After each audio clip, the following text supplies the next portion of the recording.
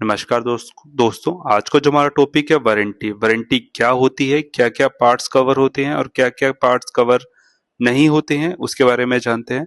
Warranty जो होती है against material and manufacturing defect for the period of 1 year from the date of the purchase as recorded in a invoice from the purchase document. जो भी आप invoice लोगे, जो invoice की जो डेट होगी उसके अकॉर्डिंग 1 साल की वारंटी दी जाती है against material and manufacturing defect के अकॉर्डिंग। क्या क्या पैरामीटर्स होते हैं जो वारंटी के अंडर कवर होते हैं। The power tool has no tempered with, आपका पावर टूल कहीं पे भी खुला नहीं होना चाहिए। आपको जो पावर टूल परचेज करना है वो ऑथराइज डीलर, रिटेलर या ऑनलाइन पोर्टल से परचेज करना है। जब कभी भी आप पावर टूल परचेज करोगे तो उसका सीरियल नंबर इनवॉइस पे होना बहुत ज्यादा मैंडेटरी होता है। जब कभी भी आपकी मशीन खराब होगी तो आपको उसको ऑथराइज सर्विस सेंटर लेके जाना है।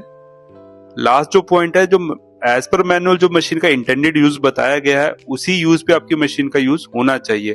जब ये सारी चीजें कवर होंगी तभी आपको वारंटी दी जाएगी। अब क्या क्या पार्ट है वारंटी के अंदर कवर नहीं होते हैं।